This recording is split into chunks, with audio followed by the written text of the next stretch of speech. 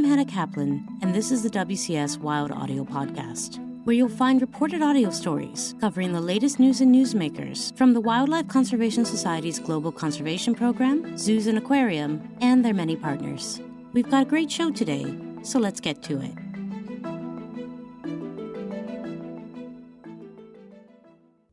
The critically endangered Cross River gorilla is the rarest and most elusive of Africa's 4 gorilla subspecies. Found exclusively in the densely forested jungles between Nigeria and Cameroon, it's thought that there are as few as 300 animals left in the wild.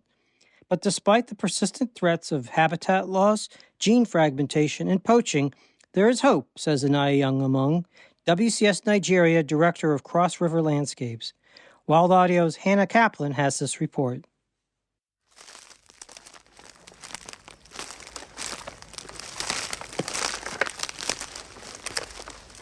Inaoyom Imong was descending a forested slope alongside 6 of his colleagues when he first saw them.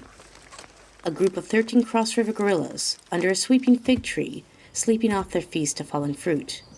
The team was stunned, adrenaline, fear, and exhilaration pinning them to their spots. Then suddenly, the 400-pound, 5-foot-tall silverback charged.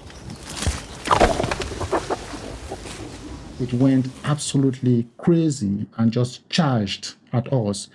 Came really close, went back to its family, and came back charging. It charged at us a couple of times before the whole group moved away. And for everybody in that group, including myself, we were just so shocked. The feeling is almost indescribable. It was amazing. It was an experience I will never forget. And that experience has lived with me since that day. Imong was lucky not only to survive the experience, but to actually see these elusive gorillas in the wild. It is incredibly hard to see the Cross River gorillas in the wild. I've been studying and working to protect these gorillas for about 20 years now and have seen them only twice. Imong's work protecting these rare animals was born out of his personal connection to environmental degradation in this region. After completing a degree in zoology and working on a study of the impacts of bushmeat on the Cross River region, Imong returned to his childhood home, a place where he had first developed his passion for nature. It was shocking, really. As a child growing up in this rural community, I had the opportunity to spend quite a lot of time in the forest, where I luckily saw a lot of wildlife. When I completed that study and returned to my village, I already could see that a lot of the forest that I saw as a child growing up was already gone, lost to agriculture, timber exploitation, and other human activities, and how much of the wildlife was gone as well, lost to bushmeat hunting and trade. This was really an eye-opener for me. And at that point, I just knew that something needed to be done to save what was left of our wildlife and rich forest. So Imong joined the WCS Nigeria team, collaborating closely with their counterparts in WCS Cameroon to work on all aspects of wildlife conservation, soon developing a specialism in gorillas. Imong says there are many risks to gorillas here. Wire snares set for small game can kill or injure young gorillas. Another threat is habitat fragmentation, the result of unsustainable farming and illegal logging in the region. As a result, small groups of gorillas are cut off from one another, meaning that gene pools are isolated and the risk of inbreeding, often with dangerous health implications, is much more common. Habitat fragmentation impacts the Cross River gorilla population. If these small subpopulations become isolated, then long-term, the population itself is not viable because there is no gene flow between subpopulations. The long term, for the population to survive, there needs to be a gene flow between subpopulations. We speak about around 300 individuals, and you have small subpopulations numbering only 20 to 30. When isolated, you can imagine that there will be consequences on the population. To address this issue of gene flow, the WCS teams here are taking a landscape approach, seeking to protect the entire transboundary region through which these gorillas move as one intact habitat. This preservation of habitat corridors is what allows gorillas to move between subpopulations, an antidote to gene fragmentation.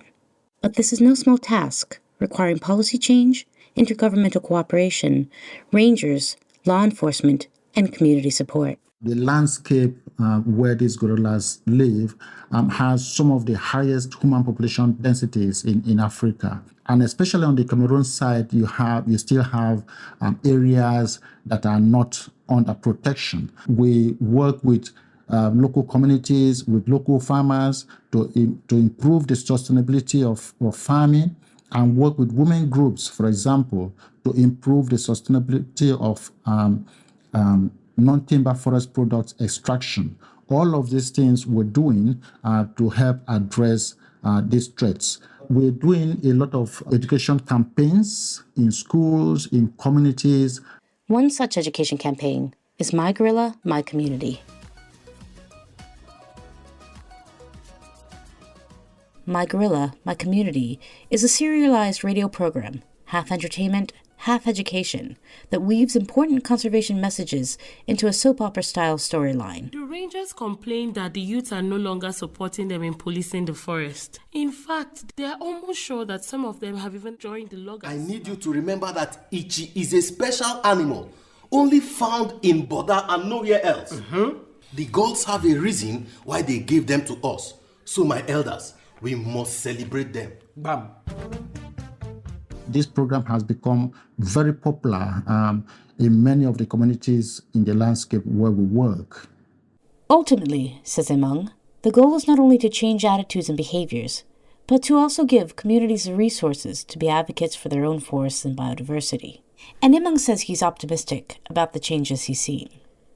Levels of awareness are increasing just based on the current levels of awareness in communities and other stakeholders. That gives me hope that the future might be bright for these gorillas. We need support from everybody, from governments, from donors, from local communities to achieve the goals that we have for the Cross River gorilla population.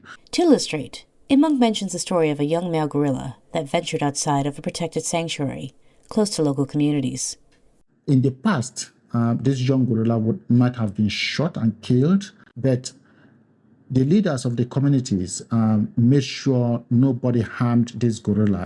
Instead, local leaders reached out to WCS and the Cross River State Forestry Commission to help herd the animal back into the sanctuary. And this is thanks to all of the education and awareness work that WCS is leading in the region.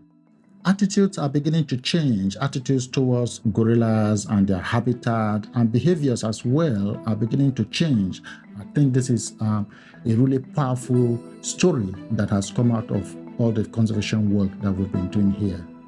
For WCS Wild Audio, I'm Hannah Kaplan.